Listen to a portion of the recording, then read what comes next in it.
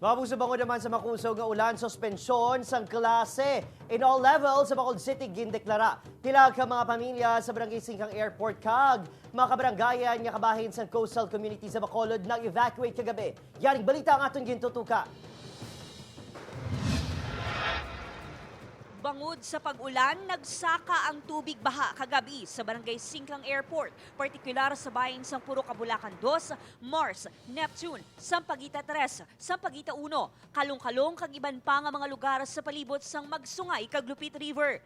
Pila ka mga pamilya sa coastal community sa Magsungay, Barangay 3 kag Banago ang gin-evacuate bangod sa madasig nga pagtaas ng tubig. Sunod sa Bacolod City RRMO, mas sobra 60 ka mga pamilya kung malapit sa 200 ka mga individual ang gin-evacuate kagabi.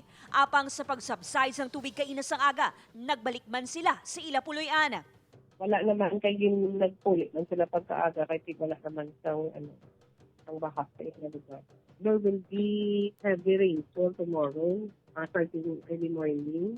There will be moderate to heavy rain na dalang ato, no, Western Visayas. Although hindi siya specific na Bacolod City.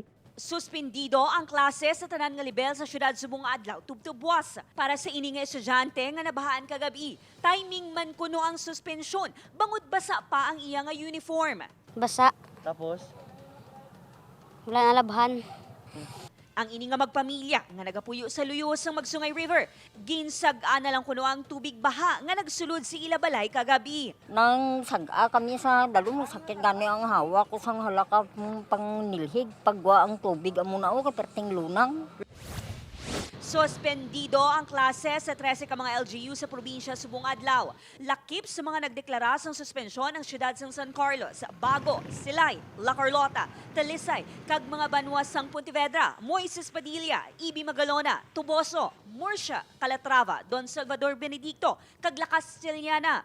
Sa datos ng Negros Occidental PDRRMO, isa ka magpamilya nga ginalakipan sang 4 ka individual sa Moises Padilla, kag 6 ka magpamilya o kon 20 ka mga individual sa Binalbagan ang ginpaidalom sa preemptive evacuation. As we have already issued a special advisory case ang ilang nga mga puluyan malapit sa mga rivers, creeks, no, kag sa mga low-lying areas, ang mga pumuluyo gina-encourage gid nga mag-evacuate preemptively. Padayon ang monitoring sa PDRRMO sa mga flood kag landslide prone areas sa probinsya. Upod kay Ruel Bangoy, Aileen Pedreso, One Western Visayas.